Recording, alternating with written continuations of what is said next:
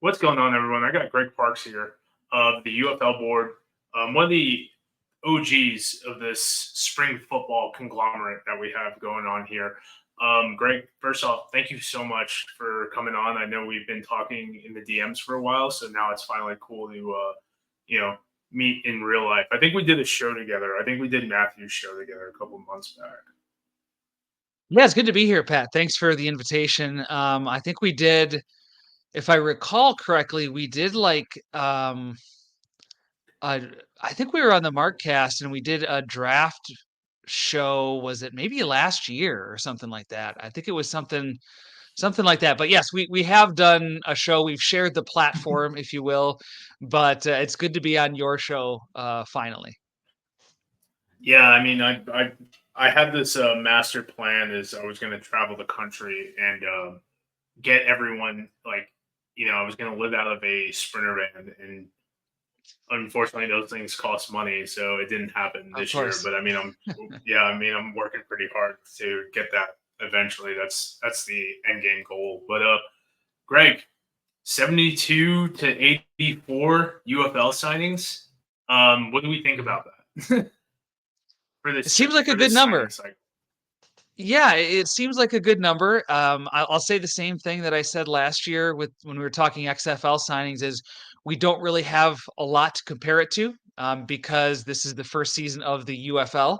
So, it may be good, it may be bad. It really depends on what the following years look like. But we can compare it to certainly previous spring leagues, and I think it's comparable. It's hard to compare it apples to apples to the XFL because the signing period is different in terms of the UFL season ended much later than the XFL season did. So the UFL was a little bit of a disadvantage for that, I think. So I think it's more apt to compare the UFL signings this year to the USFL signings the previous 2 years because their seasons match up a little closer. And from what I recall, the UFL put a lot more players into the NFL than the USFL did. Now, we can quibble about what these signings mean and the quality of the signings and the fact that some of these guys are getting signed 1 or 2 weeks into the preseason, not really getting a legitimate shot at making the team. And I think that's the one downside of this. Yes, these guys are getting signed into the NFL, but what's the quality of that?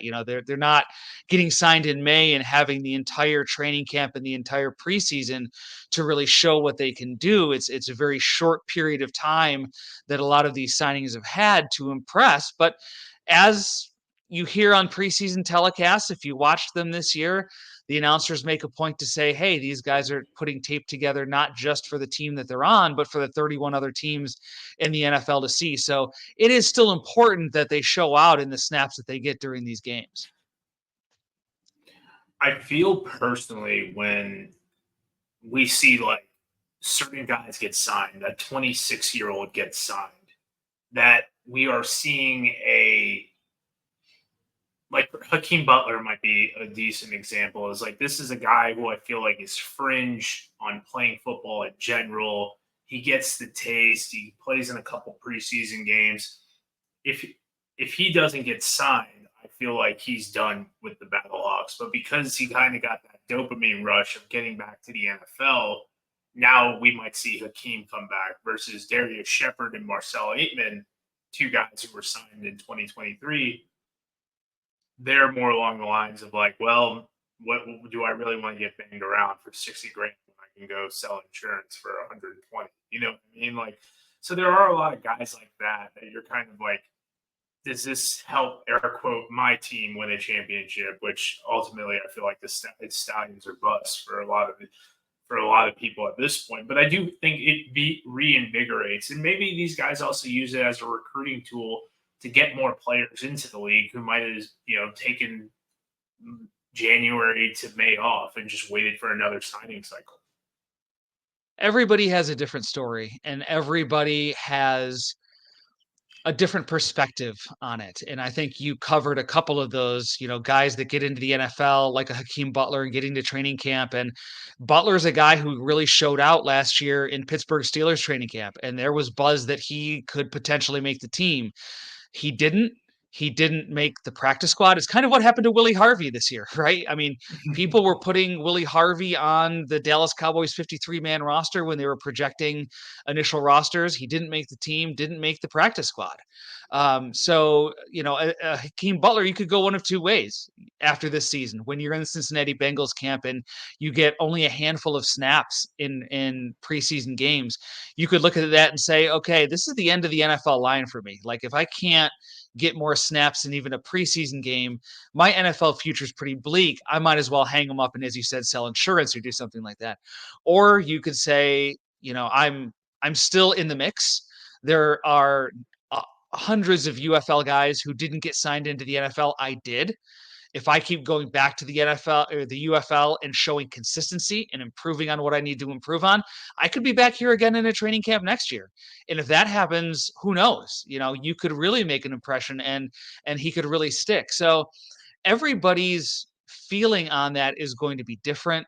Everybody comes from a different place. There are guys who are just kind of happy to be in the UFL and have kind of set aside their NFL dreams and are realistic about it and say, if I can make 50, 60,000 playing in the UFL, hey, I'm still involved in football. I'm still involved in the game I love, the game that I've played since I was 8 or 9 years old. That's good enough for me. And there are some guys who aren't, who are NFL or bust. And if they try the UFL for a season or two and it doesn't get them the ticket to the NFL that they're looking for, they may decide to hang them up. So everybody's got a different story. Everybody's got a different path. Are there any signings to the NFL that you were disappointed in, or excuse me, disappointed they didn't make the NFL roster, or surprised, whichever word fits your fancy? Is there anyone that, like, off the top of your head that you were like, okay, that guy should have made a 53, that guy should have made a practice squad, and that guy should have no business even signing with a team? Yeah, Willie Harvey's the name that really jumps out to me. He started in a preseason game or two for the Cowboys, was playing a lot of second team players. I watched all the preseason games that I could that involved UFL players. I wrote them up at the end of every week on UFLboard.com. There's 3 weeks of preseason write ups of these guys. And you can see, I mean, you can get a sense watching these games. Are they playing with the twos or are they playing with the threes and fours? Are they playing 50% of the snaps, or are they playing 10%? And you can kind of get a read on what the team feels about them just based on how they're progressing through. So, I mean, he's certainly one of them. I think sticking with Dallas, Kelvin Harmon really played well.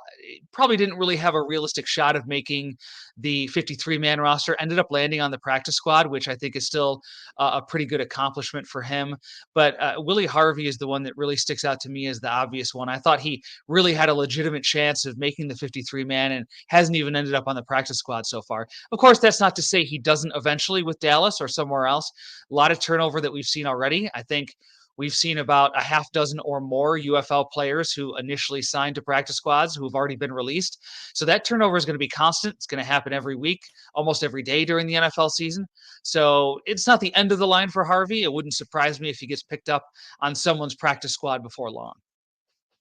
He's in San Francisco right now. He posted a picture with a 49ers like gate, like you know what I mean? It was Yeah. something there. And then I mean, for me, it was Carlos Davis, to be honest with you. I thought he was a back end 53. I mean, the season his brother had is what I told Nicholas Thorne. I was like, it's going to be a similar. You're going to look at the stat sheet and be like, this guy had 25 tackles and 2.5 sacks.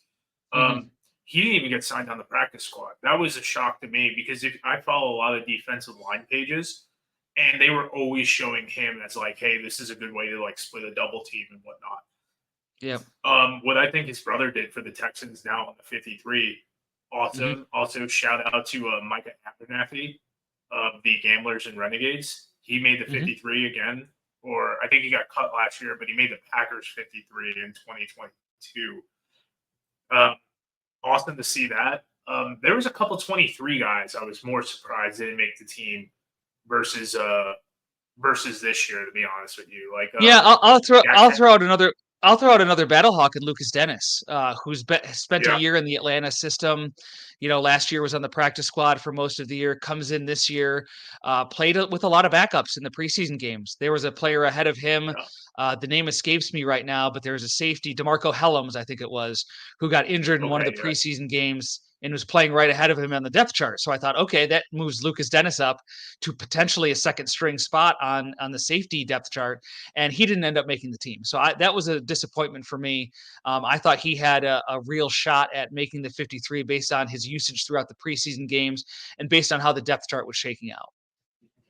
Yeah. Jared Jones Smith was also another Battlehawk that when you sign a guy like that at 28 years old, limited NFL experience, kind of stiff in the hips, that's a guy you sign that like you want to be around.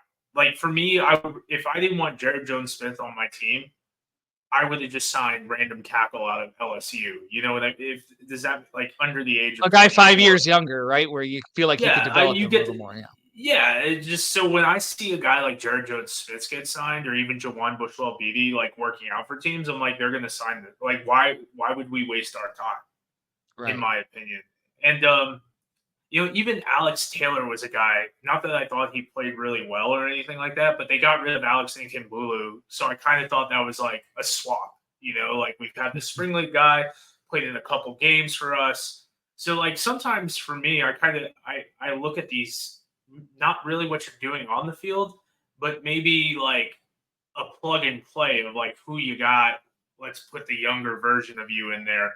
And I know like the Commanders change things up, but that's really my take on it. Something that a lot of people always talk about, actually don't talk about enough, in my opinion. I'd love to get your thoughts on this. Is kind of like the quarterback play. We have not actually since 2020 have had successful spring league quarterback play at the NFL level. AJ McCarron is the only quarterback since 2022 to throw passes in a spring league game. Since 2022, you've had KJ Costello, Case Cookis, Luis Perez, Teamu, Reed Sinet, Drew Plitt, and I think that's it.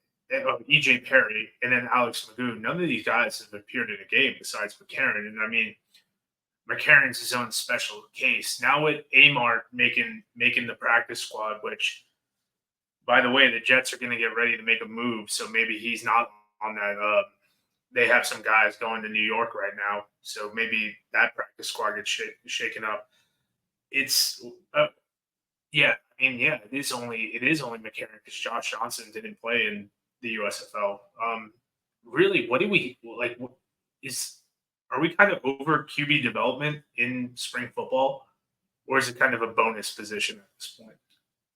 Yeah, we talk so much about how important the quarterback position is to the success of a league because it's really the driver of the offense, and offense sells tickets, offense gets people to watch the games on TV, and a spring league like the UFL needs both to be successful. So I remember the XFL brought in, I think it was Jordan Palmer to work with the Yeah, quarterbacks in the offseason before they rebooted it in 2023. And people were really into that move because everybody knew how important it was to develop the quarterbacks. And if you watch the NFL preseason games and you're watching the third quarter and the fourth quarter, you know how much a lot of those backups and third stringers struggle. I mean, it gets pretty ugly out there. The quarterback play is not pretty in the preseason. So when you look at some of the more talented UFL quarterbacks, you're kind of thinking in your mind, how do these guys not overtake some of those third quarter, fourth quarter preseason quarterbacks that we see sometimes? But I think, it's just that part of it is the quarterbacks that you're attracting, right? The quarterbacks that are going to the spring league are not necessarily the ones who are consistently cycling into the NFL. Either they got a shot and they were done and the NFL was done with them, or they're kind of like a Luis Perez, who he's kind of had his shot, went back with the Chargers this year and got a nice look, but really, I mean, his NFL time has come and gone. So I think that's part of it. But I also think, the way the season of the UFL is built, it doesn't really allow for true development of quarterbacks in a way that would make them attractive to the NFL. It's such a truncated offseason. It's such a short training camp. They don't have mini camps. You know, so I think that's a big part of it as well. So you're not installing a lot of you're not, as an offensive coach, installing a lot of complicated offenses. A lot of them keep them pretty vanilla, keep it pretty basic for the UFL season. You know, they may build stuff in throughout the season, but at least early on in their training camp, you're just trying to get the basics down. You're trying to get these guys used to working with each other. And so, the offenses tend to not be too complicated. And so, all of that mixed together, I think it makes the UFL quarterbacks or the spring league quarterbacks not necessarily ones that are going to make the jump to the NFL in the same way that we've seen defensive linemen make the jump, and wide receivers get opportunities in training camp and things like that. Yeah, defensive linemen, as far as like the making the statistical impact, have been the guy in 2020 or since 2022.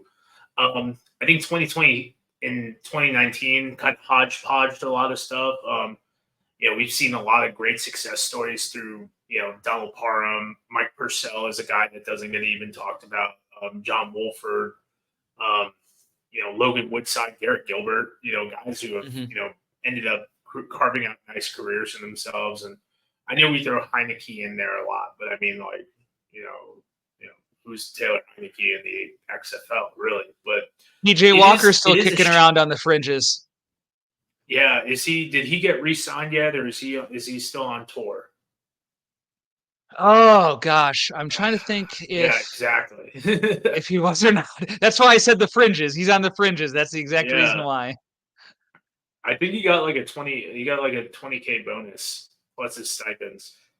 I mean, I'm Mm, sure you've seen my tweets. Like occasionally, I just go out there and I go on the sport track and I'm just like, yeah. how much money have these guys made? I mean, since 2019, it's like over 350 mil. And then Turpin gets a boost this year. I mean, a lot of these second and third year guys are getting pay raises because of it's the opportunity is definitely there. I'm just wondering, when is Fox and Disney or ESPN or Redbird going to be like, would these guys have gotten back to the NFL without us? Like what's our ROI on Yeah.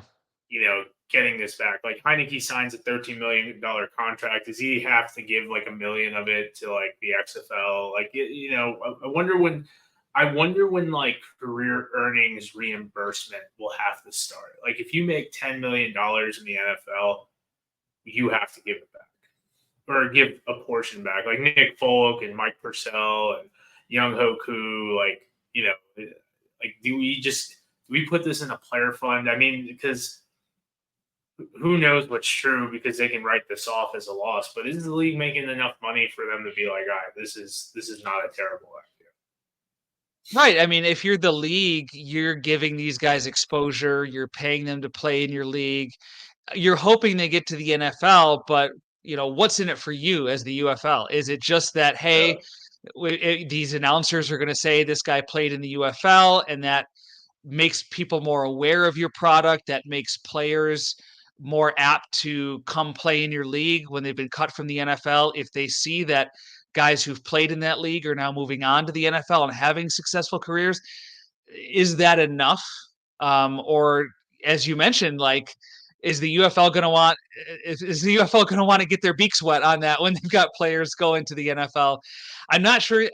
I'm not sure how you could write that into their contracts, because in order for them to sign with the NFL, you have to release them from the UFL contract, so they're no longer under contract. So I don't know if there's a way to, do that kind of reimbursement. But if you're the UFL, I guess you're only in it for the exposure, and you're in it for, hey, these guys are moving up, and maybe that'll convince players to come play and raise the quality of play in the UFL if they're seeing guys have success in the NFL. Because that's like my thing is like, I was thinking about this the other day. I was like, if Mike Rose makes it to the NFL, like, does it does it matter to the league outside of like a recruiting tool to get better Yeah. talent? Now, better talent will lead to better exposure, better games, go down the list.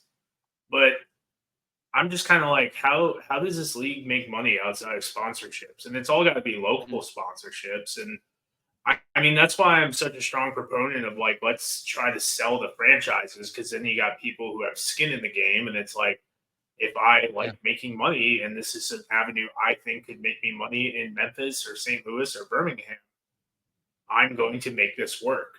And I don't care what the league does because I would like to make more money doing this. Yeah. So I know that's kind of a little off, off track. Like I know we want to talk about science, but I think it's a very important like thing to talk about. I mean, good Yeah, vibes don't put butts in the seats. exactly, and that's not. I'm glad you brought that up because that's interesting tack to take. It's not something I've thought of, but yeah, from the UFL's point of view, it's nice to have your players sign. It's nice to get that exposure and to have the announcers and the local press talk about this guy, so and so who's starring for the Saints this year, played in the UFL last year. But ultimately, the UFL is about making money, and maybe they've got to figure out a way how can they turn these signings that are going to the NFL and sticking. And there's not many. I mean, to be quite frank with you, there's not many that they'd be Yeah. making money off of right now. But how can they turn that into some sort of revenue for the league? That's an interesting way to look at it. I mean, in my opinion, like that's what I would pitch to the union. Granted, there is no union right now, but it's like, I mean, the U.S. government does it all the time. You put some guys in charge of it that are loyal to the UFL. Like that's what I would Hmm. do, and I'd be like, hey, if you make over $10 million, like it would be highly encouraged for you to donate like to the league, and you Yeah. get some equity into it, like that's what I would do. But based off like my knowledge, it's like Mike Purcell, Young Hoku, um, Taylor Hine.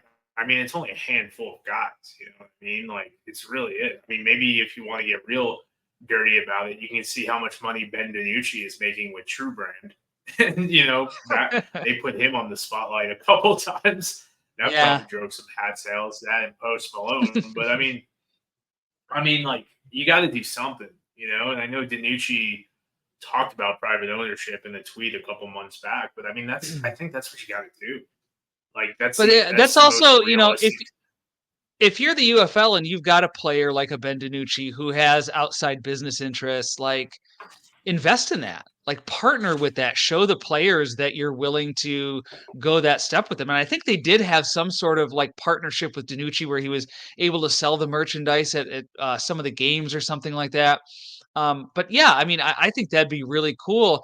You have players that have all kinds of stories like that. I'm looking at summer showcase guys and writing them up, and you'd be surprised how many summer showcase players that are attending these UFL workouts this summer have businesses on the side. Like, and if you've got players in the league who have that sort of thing, invest in it, lean into that because that buys you equity with those players.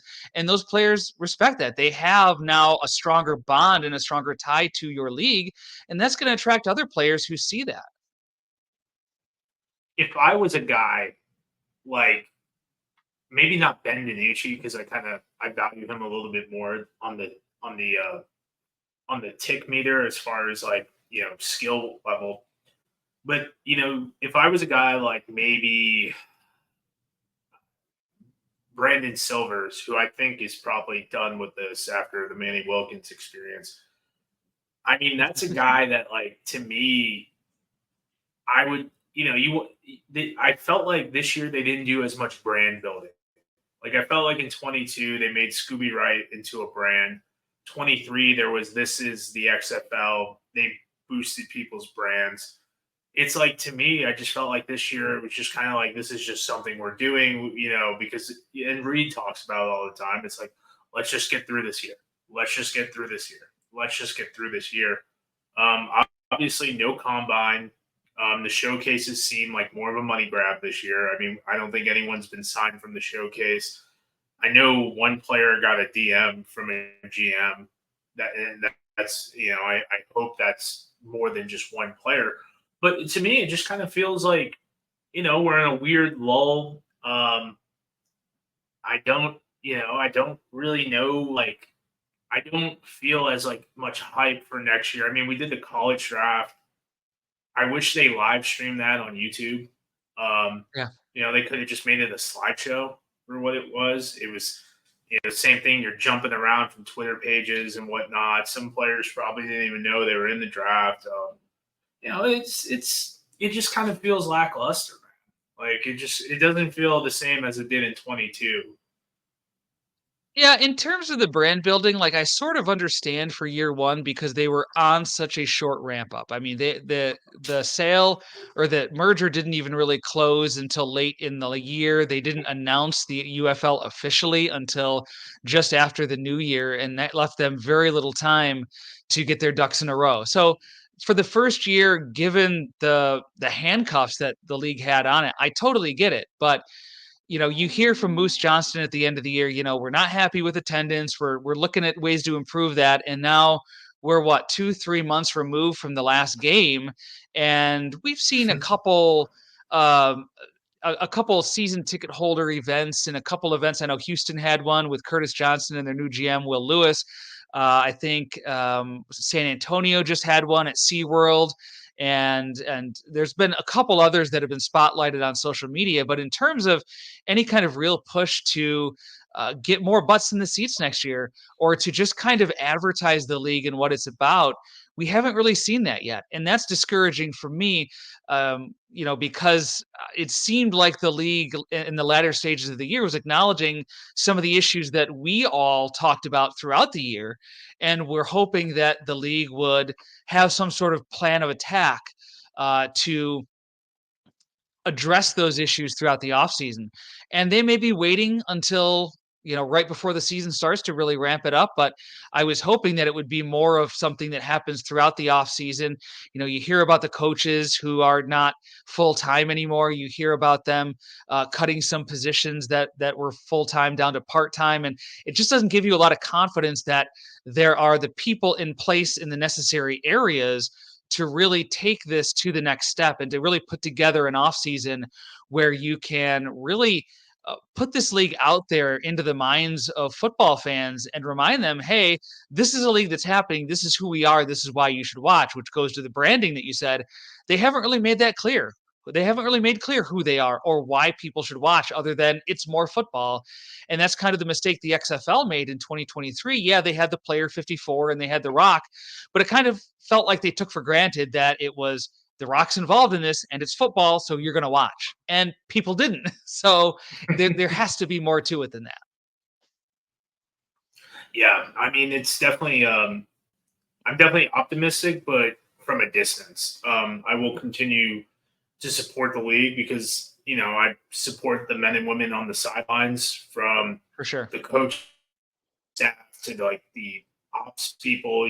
Whatever they're involved with, they're trying to build their resume to get to another level. I get it, and even for these players who don't make it to the NFL, to tell people that you are a professional football player in which Yeah. you can, grow your business. And you played on A lot of national these guys are, television. yeah, exactly. I Yeah. don't think enough people like realize like having that like, it's like being a veteran and going to combat or going to a combat zone. It's like, oh, this guy went to X place. Like his stock of whatever is a little bit higher Mhm. type stuff. So, I mean, should that be the end all be all? No. Should you be a decent like business owner? Yes, but it does draw an eyeball to your Yeah. personal brand.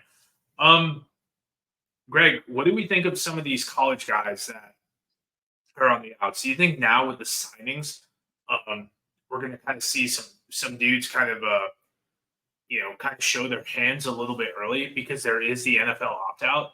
Do you think there's a lot of coming to Jesus moments for a lot of these guys right now? EJ Perry's a guy like that to me might be like, because he signed his LOI and then he gets signed by the Jaguars. Now he's on the practice squad. Now he's cut for John Reese Plumley. And it's kind of like, and now they obviously signed Bryce Perkins and Danny Etling, who I thought Etling Mhm. was done. Um, you think we're going to get a couple, like, I'm curious to see what the roster turnover is next year. Yeah, it's going to be interesting. I think there's been even already there was one player who was signed who I think was cut, who attended training camp in the NFL and was cut in late August, just before final cuts. So I wouldn't be surprised to see players. It's really there's really not a lot of downside to it because as you mentioned, there is that NFL opt-out. So if you're being recruited by a team in the UFL, go ahead and sign that LOI. It doesn't preclude you from working out for NFL teams. It doesn't preclude you from signing with practice squads or with NFL teams. So it's kind of like a little bit of a security blanket, I think, more than anything for some of these players. But then you have the players who it's NFL or bust. We saw that with John Parker Romo when he went to the San Antonio Brahmas, kicked really well, got signed into the NFL, I believe, with the Detroit Lions. And then when the leagues merged, he was very public and he said, look, I'm going to continue my NFL dream, but that doesn't include the UFL. I'm going to look for some alternative avenues to do so. And so you might have players who decide they're going to keep pursuing that NFL dream and they don't see the UFL, whether it's because of injuries or the potential for injuries or not wanting to move to Arlington for several months, in 2025 or whatever the case may be. They're just going to decide, you know what, I respect what the UFL is doing. I respect the players who go there, but that's not my path to the NFL. Yeah. John, I'm going to put you, or John, Greg, I'm going to put you on the spot real quick. What are 5 quarterbacks that whether they are starters or backups or just kind of faces of the brand that you would want to see next year come back, regardless if they play all the snaps or none of the snaps? Come back to the UFL? Yeah, yeah. Not in the NFL now. Like five of the, I think they almost got 5 of the 28 or whatever it is. So you're 5 of the quarterbacks who were in the UFL last year who I would like to see back. Yep. Okay. Bryce Perkins is one. I know he, like you mentioned, he signed his LOI already. He was to me the most exciting of the Michigan quarterbacks, and I think had he stayed healthy, they would have had a real shot at beating Birmingham in the playoffs. I really disagreed with Mike Nolan's choice to play him in that ultimately meaningless last game of the year where he got hurt. So I think he's the kind of quarterback that would really shine in the NFL, in the UFL, and the kind of quarterback the UFL needs. That dynamic guy who can throw the ball, who can run the ball, that sort of thing. So he's one of them. I think Lindsey Scott Jr. is another one who falls into that mold. Who knows what the future holds for Luis Perez? He got a sniff with the LA Chargers this year, but didn't end up getting signed to the practice squad. So if he's not back in Arlington, you have to assume that Lindsey Scott Jr. is next man up. And I'm really interested to see what a Arlington offense with Lindsey Scott Jr. as the full-time quarterback would look like. So that's 2. I'll go Jordan Ta'amu. I know he didn't have the season last year that he did the previous year. He didn't look like the same running threat that he looked like the year before. I do wonder how much of that was the absence of Abram Smith, who was hurt the previous during training camp. He got hurt, and that kind of ruined DC's running game. They never really found an adequate replacement for Abram Smith, so that hurt. I'm going to say Matt Corral. I'm going to assume Adrian Martinez stays in the NFL, and Matt Corral to Birmingham, and being a full-time starter and seeing what he can do, because there's no question he's talented. 3rd round pick in the NFL by the Carolina Panthers, but he just kind of got overtaken by the Adrian Martinez Express last year, and it wasn't really any fault of his own. He played okay when he was in there. So he's another one, sort of like Lindsey Scott, where we saw him play a little bit, but I wonder what that extrapolated over a full season would look like. And then let's see. Is there anyone St. Louis, I could cheat and say AJ McCarron because he's the best quarterback in the league, probably, but I don't want to do that. Memphis, do they have anyone that's really interesting to me? Not really. Houston, Yeah. Houston for Houston, it's kind of like Jarrett Garantano got hurt. He didn't have a good offensive line to play behind. He's someone who still intrigues me. Like Okay. I think he can have success in the UFL if everything is aligned correctly, and it most certainly was not in Houston last year. So I'm wondering and Houston's made already wholesale changes to their roster. So if they can bring in some reinforcements, if they can improve those positions, if they can get a pass catching tight end in there to help them out, if they can get someone who can be an effective running back, whether it's TJ Pledger, who I believe they've re-signed, or someone else, if they can reinforce that offensive line to protect him better, I think Jarrett Garantano could be a serviceable quarterback in the UFL. Yeah, I mean, I would like to see Luis Perez come back with a different team, just to Hmm. shake the league up a little bit. I want Lindsey Scott to play because I do think he is kind of at that point in his career where he deserves the opportunity to throw the ball 30 times a game. Hmm. So that's kind of like my 1A, 1B. I really want to, I think Matt Corral was out of the two understood football more than Adrian Martinez. And we saw it in that playoff game where he was explaining to Adrian, like, this is what you need to do. Like, he Hmm. sounded like an actual coach on the sideline. So that was someone Yeah. I really wanted to see. I think Cookus and another, I think one more year of Cookus, I could deal with. I was pretty high on Troy Williams until I saw him play this year, and the guy just did not look like he was able to like take that next step, which was kind of disappointing because I think in a 16 team league, I think he'd be a top tier quarterback. But when you condense Hmm. everything, it just did not look like it made sense. So Cookus would be my number three. I like Nolan Henderson. I thought he was the most fun to watch. I don't think he really projects to the NFL anymore, but he looked like a more strong arm Trace Hmm. McSorley out there. Yeah. And for my last one, I think I gotta go with Dormandy. Just give him the reins and just let him like let's get 10 games from QD.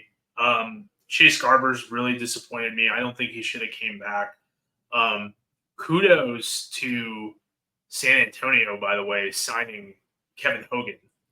That's a name I thought we were done with for a while. Yeah, I know. Uh, I was like, okay, like I like the signing just because I thought it was more hilarious than anything else. Like I was just like, this is cool. he You know, he like he brought a great mustache to the team, let me tell you. he went 5 of 6 for a game-winning drive too. I mean, he was Uh-huh. called to action and did it. But I think those are my five. I'm just curious to see what the fallout is in retirements. Once January comes around for a lot of these guys, especially if some of them find success out of football.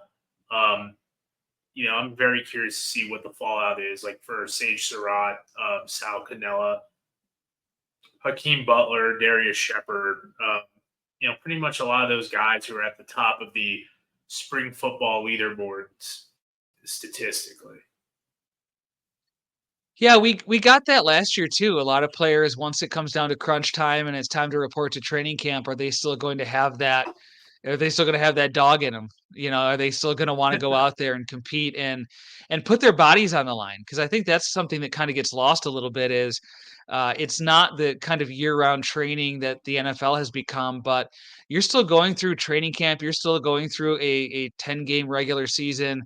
It still is putting your body on the line, and those hits add up even in the UFL. It's not the NFL, but you're still banging bodies in there, and that adds up. And players have to decide: is it worth it to go through this for the money I'm making? Is it worth it to go through this on the slim chance that I might get a shot in the NFL? I think it's 20% or thereabouts of UFL players were signed to NFL rosters. So you're talking one out of every five players who played in the UFL. So that's really a decision when it comes down to it, December, January, that a lot of these players have to make, especially these players, late 20s, early 30s. There's not a ton of players in their 30s on UFL rosters, but it's certainly a decision they're going to have to make. Yeah, I'm excited for that. Like I hate to say roster turnover because I don't think that's like the nicest term to say, but I am excited to see like the new faces, the new opportunities, the new brands that could possibly grow. Greg, I don't want to take too much more of your time, but thank you so much for coming on, man. I appreciate you kind of working with me on this beautiful Labor Day. Obviously, I had football practice today because we're still grinding out there and whatnot. But Greg, just drop your socials real quick, let people know where they can find you. I'm sure anyone watching this knows where to find you. Well, if they don't, you can find me on social media at Greg M. Parks. I write for UFLboard.com covering the UFL. And if you want to know when my stories and articles drop, I always plug them on my social media pages. So you can check that out, UFLboard.com. You can go there. I write a couple articles a week. And we do have a survey coming out in a few days for UFL fans. I did this last year with the XFL and got some really interesting results and shared them with in an article and wrote them up. So we're planning on dropping another survey this year about the first season of the UFL. So if you are a UFL fan, you know, check out UFLboard.com over the coming days and check out that survey. Take it. It'll take about 5 minutes. There's 10 to 12 questions, just kind of multiple choice. So I'm really interested to digging into the results after the first season. And Pat, it's a pleasure talking to you, man. I know you know ball just about as much as anyone else who covers this league. So it's great to get on here and hear your thoughts about things. Yeah, I appreciate that, man, and I appreciate the conversation kind of went toward that analytical route a little bit more. Sometimes it's just you hear people and they talk. This guy is really good. He threw 3 touchdowns, and I'm just like adorable. But thank you so much, Greg. I appreciate you coming on, guys. If you're new here, please subscribe. Helps the channel out. Hopefully I got a couple more in-person interviews once things kind of settle on my end and settle with some of these players who are still fielding phone calls. But until then, guys, thank you and good night.